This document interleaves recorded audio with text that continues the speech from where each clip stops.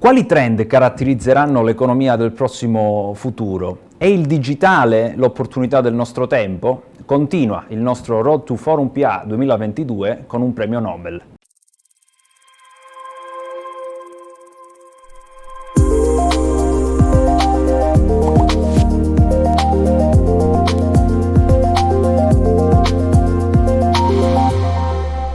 I'm very happy to host today Professor Michael Spence, economist, professor in many great universities like Harvard, Stanford, and also the Italian Bocconi School of Management, and Nobel Prize winner for economics in 2001. Welcome. Thank you very much, Mauro.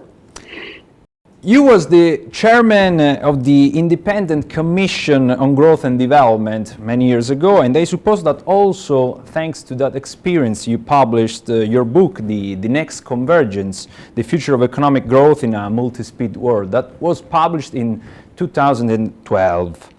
In that book, you acknowledged the fact that the system of development applied to that point was no longer replicable. Today, 10 years later, the situation seems beyond that was considered the crisis.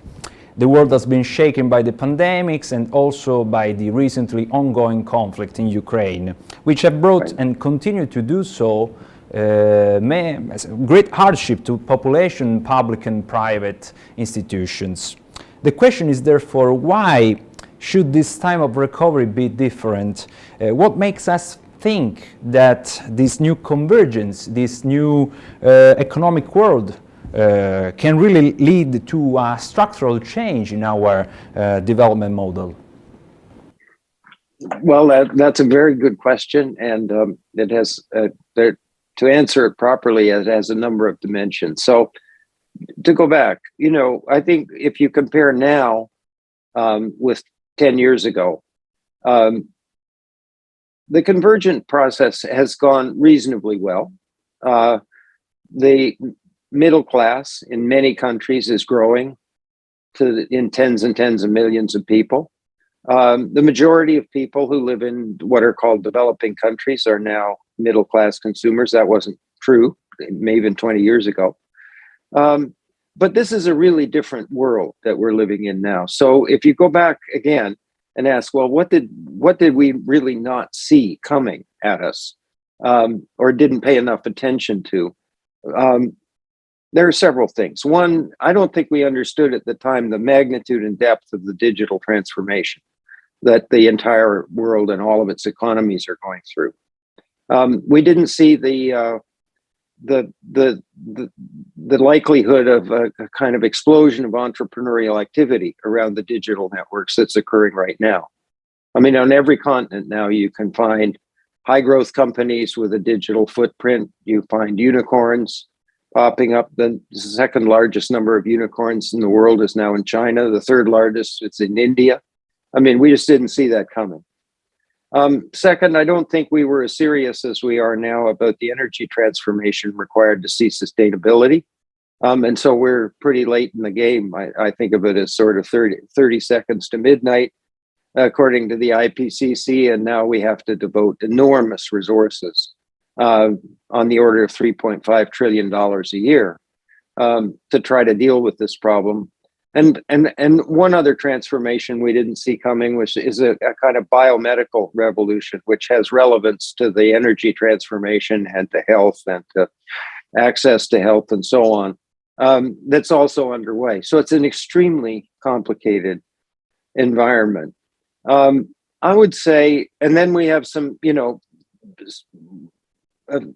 other trends that are important. A very large fraction of the world's population is living in countries that are aging pretty rapidly. That creates, challenges.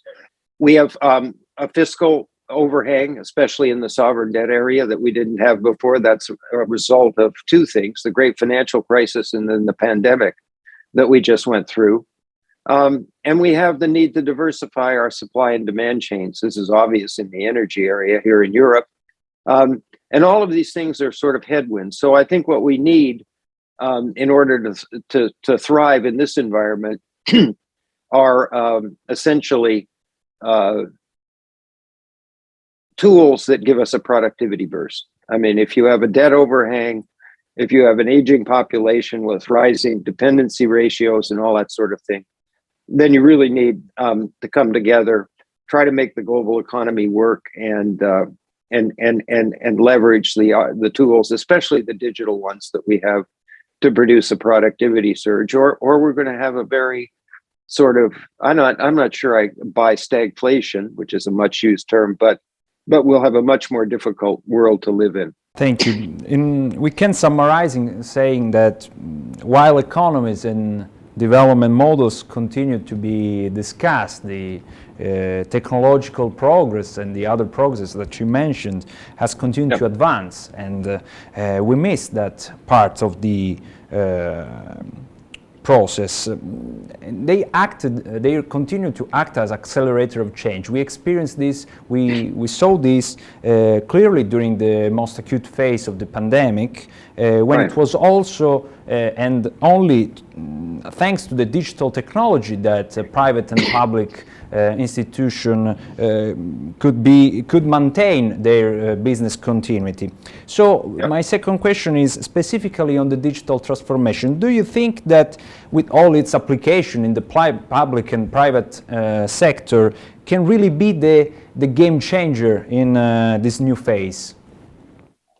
Yeah, I think the answer to that is probably yes. I mean, we may miss the opportunity by sort of erecting roadblocks, but I think there is the potential for an enormous transformative change as a result of the digital technologies. That would include a productivity surge. It would include a whole host of sort of business models that give access to critical services to people who are underserved now in the kind of online, offline world.